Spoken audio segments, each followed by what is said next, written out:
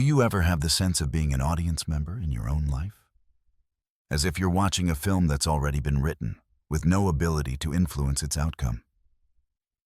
Many of us are taught to see the universe as a collection of solid, predictable objects. We learn that reality is like a great machine, operating according to fixed and timeless laws. This perspective can leave us feeling small, even powerless, like a ghost within the machine of our own existence. We can feel as though we are simply reacting to a world that is happening to us. But what if this premise doesn't capture the whole story? What if the universe isn't a finished film, but an ocean of pure potential, waiting for a conscious participant to engage with it? What if the world you perceive out there isn't a fixed and finished thing? What if the very act of you looking at it, of measuring it, helps bring it into being? This isn't a mystical claim or science fiction. It is the strange and deeply profound reality suggested by quantum physics. And it suggests that our interaction with the cosmos is a fundamental ingredient in shaping the world we experience. Journey with me as we venture into the heart of matter and mind to explore a truth that gently unravels our everyday notions of what is real. To understand the depth of this rabbit hole, we have to go back to the early 20th century, to a simple yet profound experiment that deeply puzzled the greatest minds of physics. It's called the double-slit experiment. And it's the clearest demonstration of how the quantum world defies all common sense. Imagine a wall with two narrow, parallel slits. On one side, a machine fires small particles, like electrons. On the other side, a detector screen shows where each particle lands. It's a fairly simple setup. First, let's pretend we're firing tiny marbles. If you block one slit, the marbles that get through form a single band right behind the open slit. Cover the other slit, and you get a band behind that one. Perfectly straightforward. So, what happens when both slits are open? You get two distinct bands of marbles, one behind each slit. It's the simple sum of the two, just as you'd expect. This is classical, predictable behavior. It makes sense. But when physicists did this with electrons, the building blocks of atoms, something happened that seemed to defy all the known laws of classical physics. When they fired electrons one by one, with both slits open, they didn't get two simple bands. Instead, the screen revealed a complex pattern of many alternating light and dark stripes. This is an interference pattern, the unmistakable signature of a wave. Think of dropping two pebbles into a pond. The ripples spread out and interact. Where two crests meet, the wave is amplified. Where a crest meets a trough, they cancel each other out, leaving the water still. That is precisely the pattern that appeared on the screen. This was a deeply counterintuitive result. How could single electrons, fired one at a time, create a pattern that implies interference? It was as if each electron was behaving like a wave, passing through both slits at once, and then interfering with itself before hitting the screen. This idea of a single thing being in multiple places at once is known as superposition. It's not just a strange concept.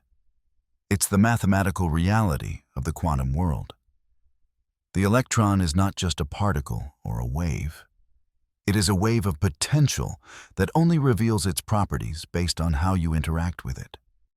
But it's here that the story takes a turn that deepens the mystery of reality itself. The physicists, completely perplexed, decided they had to find out which slit each electron went through, so they placed a detector, a kind of microscopic camera, right by the slits to watch the electrons pass. This act of observation was intended to solve the mystery. And it did, but not in the way they expected. The moment they turned on the detector, the interference pattern vanished. Instead of many bands, there were now just two simple bands. exactly like the marbles. The very act of measuring which slit the electron went through forced it to choose a single path. It stopped behaving like a wave of possibilities and acted like a definite particle. The observation seemed to have collapsed the wave of potential into a single, concrete reality. To put it simply, when no one was looking, the electron existed as pure potential, a wave exploring all possible paths. But as soon as a measurement was made, that potential collapsed into an actual event at a specific place. This became known as the observer effect. And it wasn't that the detector was physically bumping into the electron. Physicists devised incredibly gentle ways of measuring. And the result was always the same. The key was the act of gathering which path information. As soon as the universe knew the definite location of the particle, its wave-like nature, its superposition of possibilities, disappeared. Potential became actual. This is the central mystery. The world at its most fundamental level seems to be a shimmering cloud of probabilities until an interaction, an observation, pins it down. And this leads to the most profound question in all of science. What exactly counts as an observer? This is where a common misunderstanding often arises in popular culture. The story is often told that it is human consciousness, the act of a person looking, that collapses the wave function and creates reality. It's a compelling idea, suggesting our minds have a direct line to crafting the world around us. And it's true that some quantum pioneers, like Eugene Wigner and John von Neumann, flirted with this idea, proposing that the wave function's collapse is completed in an observer's consciousness. However, we have to be precise here, because this is one of the biggest myths about quantum physics. The overwhelming scientific consensus today is that consciousness is not required for the observer effect. An observer, or a measurement in quantum mechanics, does not have to be a person. It is any interaction that records information and disturbs the quantum system. A piece of photographic film, a digital sensor, or even an air molecule bumping into the electron is enough to count as a measurement. This interaction triggers quantum decoherence, where the fragile quantum superposition becomes entangled with the larger environment, losing its wave-like properties and looking like a particle. So, no, there is no scientific evidence to suggest you can simply look at a quantum system and will it into a certain state. The idea that you can manifest a specific reality simply through focused attention is a leap that isn't supported by the science. As far as we know, quantum effects don't scale up to allow us to influence our health or finances just by thinking about them. However, and this is an important distinction, to stop there would be to miss the deeper insight. The fact that any interaction collapses potential into reality is itself a world-changing insight. It led one of the most brilliant physicists of the 20th century, John Archibald Wheeler, to propose a radical concept, the participatory universe. Wheeler, who worked with both Einstein and Bohr, took the observer effect to its startling conclusion. He argued that we live in a universe where measurement is not a passive act of discovering what is already there, but an active process of creating it. His famous mantra was, "It," from bit the idea that the physical world, the it, emerges from information, from the bits recorded by observations. Now, it's crucial to understand what Wheeler meant. He wasn't necessarily talking about human consciousness in a spiritual sense. He was talking about information itself. In Wheeler's view, no phenomenon is a real phenomenon until it is an observed phenomenon. Before the measurement, the path of the electron in the double-slit experiment wasn't just unknown, it was unreal. The act of observation of participation is what brings the past of that electron into existence. He illustrated this with his famous delayed choice thought experiment. Imagine a double-slit experiment on a cosmic scale. Light from a distant quasar travels for billions of years, its path bent by a massive galaxy acting like a giant lens, creating two paths for the light to reach Earth, just like two slits. An astronomer on Earth can now make a choice. They can either set up a telescope to see which path the light took, like placing a detector at the slits, or use a screen to see if the light from both paths creates an interference pattern. Here's the unbelievable part. The astronomer makes this choice billions of years after the light has already passed the galaxy.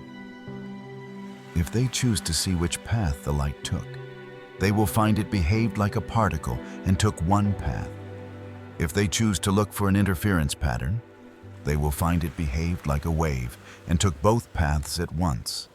The choice made in the present seems to determine the reality of what the photon did billions of years ago. For Wheeler, this meant the universe doesn't have a single, fixed history.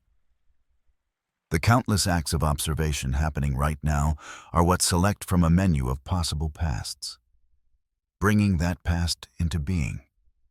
In his words, the universe is a self-synthesizing information system. We don't just live in the universe, we are participants who, through our observations, give it shape and meaning. The universe, through us, observes itself and, in so doing, becomes real. If your perception of reality is starting to feel a little less solid and a lot more interesting, you are in the right place. We are only just beginning to scratch the surface. To continue this journey, please consider subscribing and clicking the notification bell so you don't miss what's next. Your support helps us explore these expansive ideas. So, we've established that observation, in the physical sense of measurement, is fundamental to how reality takes form. We've also clarified that this does not require a conscious mind. And yet, the question lingers. What about the human mind itself? Our brains are physical systems, made of the same quantum particles. So, could quantum effects play a role not just in the world out there, but in the inner world of our own consciousness? Here, we arrive at the frontier of mainstream science, exploring a territory that is both fascinating and highly debated. For decades, the standard view in neuroscience was that the brain is far too warm, wet, and noisy for delicate quantum phenomena like superposition to last long enough to be meaningful. Quantum effects are fragile and are easily destroyed by environmental noise in a process called decoherence. It's why quantum computers often need to be cooled to near absolute zero. And yet, a growing number of scientists are beginning to question this assumption. They suggest that nature may have found clever ways to protect and utilize quantum processes inside our own neurons. One of the most famous and controversial theories is orchestrated objective reduction, OR. Proposed in the 1990s by physicist Sir Roger Penrose and anesthesiologist Stuart Hameroff. Their idea is bold consciousness is a quantum process. According to OR, tiny protein structures inside our neurons, called microtubules, act as quantum processors. They propose that electrons within these microtubules can exist in a quantum superposition. This state is orchestrated by the brain's biology, and when it reaches an objective threshold, it collapses. That moment of collapse, they argue, is a moment of conscious experience. OR has been met with intense skepticism. Critics argue there is no direct experimental proof that microtubules can maintain the necessary quantum coherence. Physicist Max Tegmark calculated that the brain's warm environment would cause decoherence almost instantly, far too quickly for any meaningful computation. Philosopher Patricia Churchland famously dismissed the idea as being as useful as pixie dust in the synapses. Despite the criticism, Hameroff and Penrose continue to defend their theory, pointing to emerging evidence from quantum biology that suggests nature is far better at harnessing quantum mechanics than we thought. For instance, they argue the water inside microtubules may be ordered in a way that shields the quantum states. While OR remains a highly contentious hypothesis, it has undeniably pushed the boundaries of neuroscience. But OR isn't the only idea in town. More recent hints of quantum effects in the brain are beginning to surface. In 2022, a team from Trinity College Dublin published a study with a tantalizing suggestion our brains might be using quantum entanglement. Their experiment was clever. Using a modified MRI machine, they looked for entanglement between the spins of protons in brain fluid. They detected a specific signal which, they believe, could only be explained if the proton spins in the brain had become entangled with each other. The co-author, Dr. Christian Kerskens, stated that if entanglement is the explanation, it would imply that brain functions may have a quantum basis. The research is very new and needs to be replicated, but it offers an intriguing clue that quantum processes might be at play in our conscious brains. Other, more speculative models propose that the fatty myelin sheaths that insulate our neurons could act as quantum waveguides. The idea is that they might allow entangled particles of light to help synchronize the firing of millions of neurons almost instantaneously, a feat that is difficult to explain with classical signaling alone. These are not proven facts, but fascinating and active areas of investigation. All of these theories, however speculative, point toward the possibility that the brain is not just a classical computer made of meat. It may be a hybrid system, using the strange rules of the subatomic world to achieve the miracle we call consciousness. And if that's true, it reframes the observer effect in a profound new light. It suggests that the observer, the participant in this cosmic drama, may itself be a quantum phenomenon. So, where does all of this leave us? We've journeyed from the baffling double-slit experiment to the frontiers of quantum neuroscience. We've had to let go of some comfortable ideas and grapple with some strange truths. We have debunked the simplistic notion that our consciousness magically creates reality. But we have found a deeper, more scientifically grounded truth. Participation is woven into the fabric of the cosmos. Reality, at its core, is not a fixed thing waiting to be found. It is an interactive, responsive process. The quantum world is not some abstract realm that doesn't touch our lives. And while you can't use quantum mechanics to manifest a lottery ticket, understanding it can change how you relate to the world. It gently dissolves the illusion of being a passive victim. The classical, deterministic view of the universe can leave you feeling helpless. If everything is just a chain reaction, where is our agency? Quantum mechanics puts potential back into the universe. It shows us that at the deepest level, things are not fixed. They are a mist of possibilities. The act of interacting, of measuring, of participating, is what makes the world definite. This doesn't give us magical powers, but it does place us in a different relationship with the cosmos. We are not separate from it, looking in from the outside. We are part of the process by which the universe takes form. This perspective has profound parallels with ancient wisdom. Many traditions speak of a fundamental unity, where the boundary between self and world is an illusion. They speak of the power of focused attention, not as a magic wand, but as a way of attuning to the flow of creation.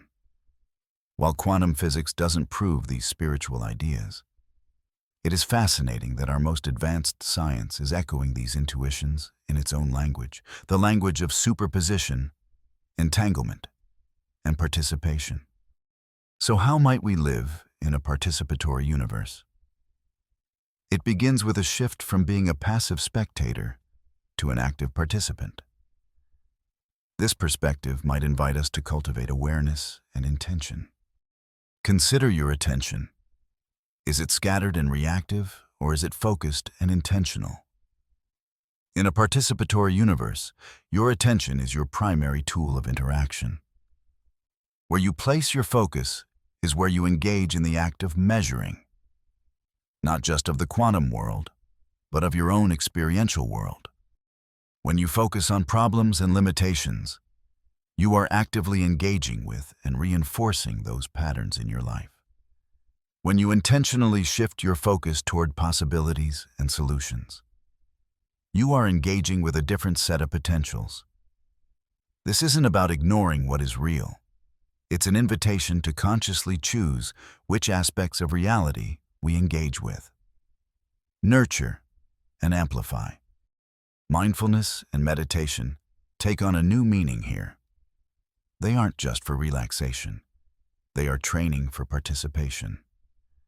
They teach you to become a conscious observer of your own mind, to choose where to place your attention rather than being swept away by every passing thought. You learn to collapse the chaotic superposition of your own mental states into one of clarity and purpose. This empowers us to move beyond a sense of victimhood. When you recognize that your interaction matters, you can no longer see yourself as a helpless cog in a machine. You are a co-creator of your experience. Life's challenges still exist, but your relationship to them changes. You are no longer just being acted upon. You are an active player in the unfolding story of the cosmos. We began by asking, are we merely spectators? Or do we have a role in the creation of our reality? Our journey through quantum mechanics gives us a startling answer. We have seen that the fabric of the universe is a dance between potential and actuality. A dance that requires the participation of an observer. We've learned to be careful, to separate the solid science from the myths of quantum mysticism. Our gaze doesn't magically construct reality in the way pop culture might suggest. Yet, the truth, in its own profound way, is perhaps even more awe-inspiring. The universe is not a static object. It is an unfolding event. And we, through our every interaction, are participants in that event. The world you see is not just the world you are given. It is the world you engage with.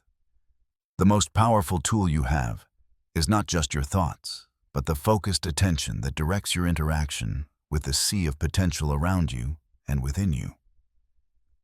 The observer effect is the story of how science stumbled upon a truth that mirrors ancient wisdom. The world you experience is the world you help create. So, the real question is not if you shape reality, but how you will choose to participate in it from this moment forward. Thank you for joining me on this deep dive. If this has sparked your curiosity, please consider liking this video and sharing it with someone who loves big ideas. And I would love to hear your reflections. How does the idea of a participatory universe change your perspective? Please share in the comments below. For more journeys to the edge of science and consciousness, be sure to subscribe. Until next time, stay curious.